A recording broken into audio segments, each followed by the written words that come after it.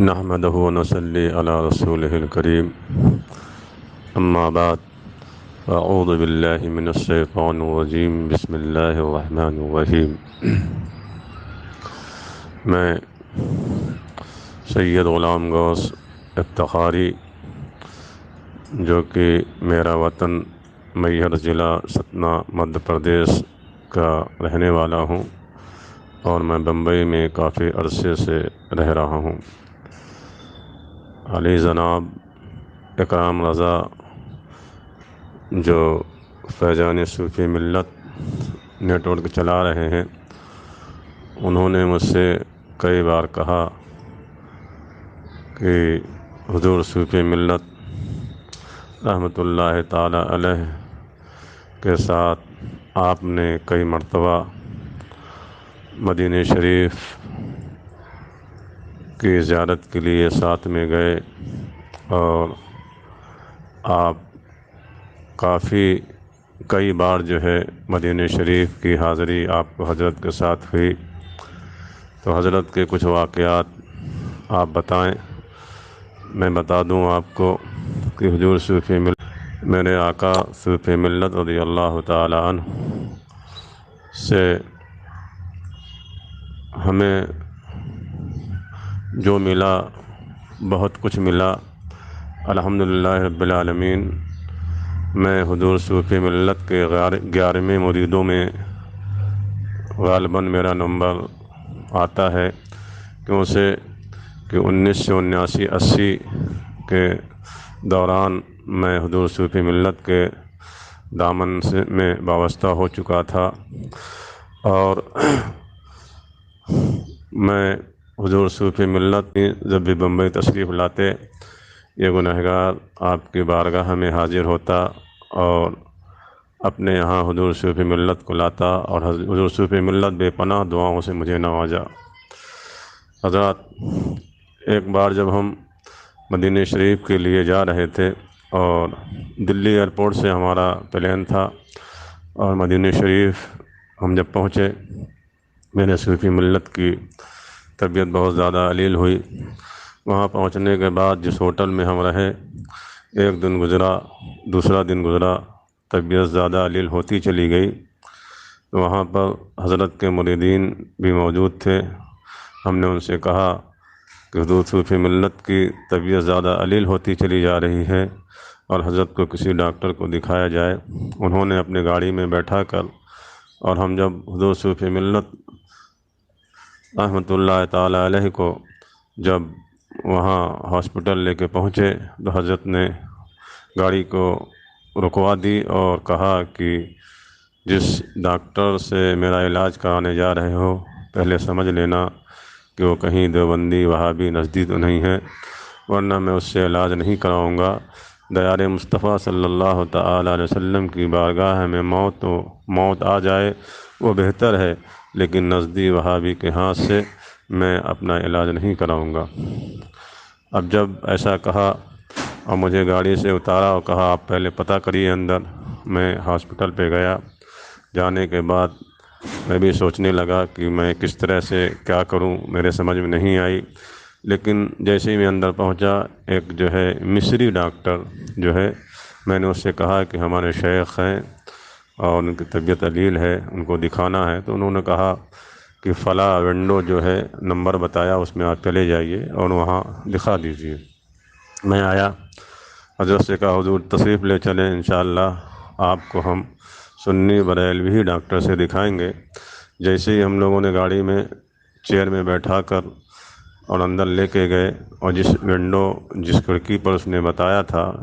ادھر پہنچے، دروازہ کھلا،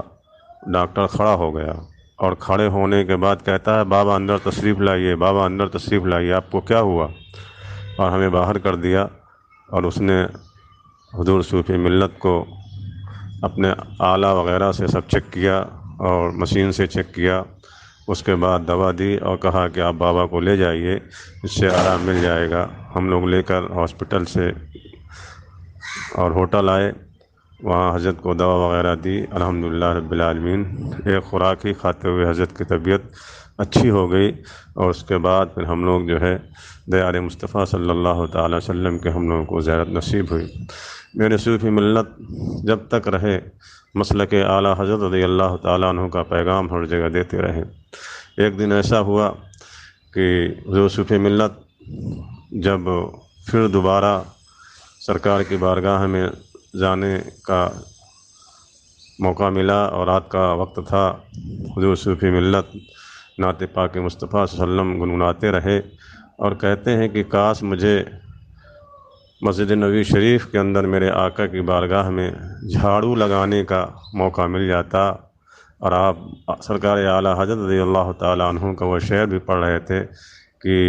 غالباً یہی ہے شاید کہ مدینے کی گلیاں بہارا کروں میں، ایسے ہی نعت شریف پڑھ رہے تھے اور وہاں سے چلتے جا رہے تھے۔ جیسے ہی ہم مسجد نبوی شریف کے گیٹ کے اندر داخل ہوئے تو کیا دیکھتے ہیں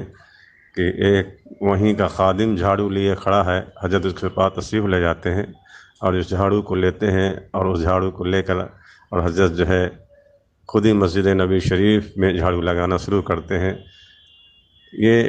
اور اس قدر آپ جو ہے آنکھوں سے آنسو جاری ہو جاتے سرکار کی بارگاہ میں جب تشریف لے جاتے میرے صوفی ملت۔ اس طرح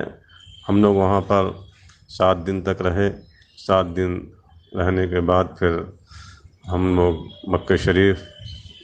آ گئے، اور یہاں پر مکہ شریف میں جب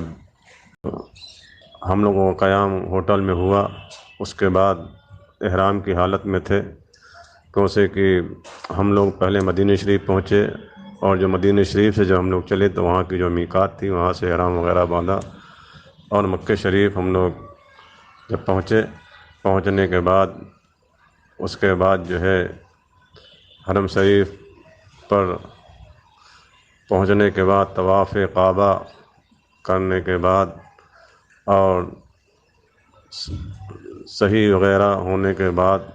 یعنی بال کٹانے کا نمبر آیا تو ہم لوگ باہر آئے، ایک جگہ بیٹھ گئے تو وہاں پر کچھ لوگ آئے اور کہا کہ ہم بال اتارنے والے ہیں، اور ہم اگر آپ کہیں تو ہم حضرت کے بال کو جو ہے اتار دیں۔ تو میرے صوفی ملت فرماتے ہیں کہ پہلے ان سے پتہ کرو کہ یہ کس مسلک کے ہیں۔ تو ہم نے پوچھا تو انہوں نے کہا کہ ہم سنی وہابی نہیں جانتے، اتنا کہنا تھا۔ حضور صوفی ملت جلال میں آئے اور اٹھ گئے اور کہا چلیے یہاں سے، وہاں سے چل دیے۔ کچھ دور پہنچے، حضور صوفی ملت نے فرمایا کہ مجھے سنی بریلوی حجام سے ہی اپنی بال اتروانی ہیں۔ تو پھر ہم لوگوں نے پتہ کیا تو پاکستان کے ایک ہم خیال سنی بریلوی وہاں ملے، ان کی دکان پہ ہم لوگ لے گئے، اور اس کے بعد حضرت کے بال شریف کو جو ہے اس نے جو ہے اتارا۔ تو حضور صوفی ملت جہاں بھی گئے مسلک اعلیٰ حضرت رضی اللہ تعالیٰ عنہ کے مطابق آپ کا عمل رہا، اور یہی نہیں بلکہ میرے صوفی ملت جب دوسری بار مدینہ شریف کہ جب ہم لوگوں کی حاضری ہوئی، اور مدینہ شریف سے مکہ شریف ہوتے ہوئے جب ہم لوگ بغداد شریف سرکار غوث پاک رضی اللہ تعالیٰ عنہ کی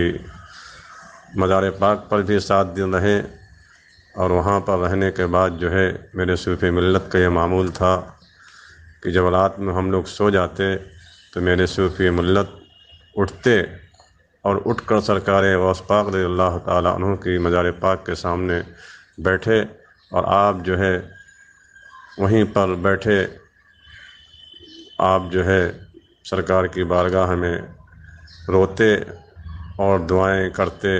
کبھی کبھی ہم لوگوں کی نیند جب کھلتی دیکھتے کہ صوفی ملت نہیں ہے تو ہم لوگ اٹھ کے باہر دیکھتے تو معلوم ہوتا کہ سرکار غوث پاک رضی اللہ تعالیٰ عنہ کے مزار کے سامنے بیٹھے ہوئے ہیں۔ آپ سرکار غوث پاک رضی اللہ تعالیٰ عنہ کے مزار پاک پر بھی اپنے رومال سے جھاڑو لگاتے، کبھی جھاڑو لے کر جھاڑو لگاتے۔ یہ حال آپ حضور صوفی ملت رحمۃ اللہ تعالیٰ علیہ کا تھا۔ اور اس کے بعد ہم لوگ وہیں سے کربلا شریف، نجف اشرف شریف اور تمامی اولیاء اللہ جو ہمارے بزرگ جو ہمارے سجرے میں ہیں، ان سبھی زیادہ تر بزرگ جو ہے بغداد شریف میں آرام فرما ہیں، سب کی بارگاہ میں حاضری ہوئی، اور فلسطین جارڈن وغیرہ بھی ہم لوگ گئے، وہاں پر بیت المقدس کی زیارت ہوئی، اور اس کے بعد جو ہے وہاں بہت سارے انبیاء علیہم الصلاۃ والسلام، حضرت موسیٰ علیہ الصلاۃ والسلام، حضرت ابراہیم علی نبینا علیہ الصلاۃ والسلام، اور بہت سارے انبیاء کی بارگاہ میں ہم لوگوں کی حاضری ہوئی، اور اس کے بعد پھر ہم لوگ وہاں سے جو ہے بمبئی کے لیے وہاں سے روانہ ہوئے۔ تو اس طرح میرے صوفی ملت رحمۃ اللہ علیہ جہاں بھی گئے، مسلک اعلیٰ حضرت رضی اللہ تعالیٰ عنہ کا پیغام آپ ہر جگہ جاری رہا۔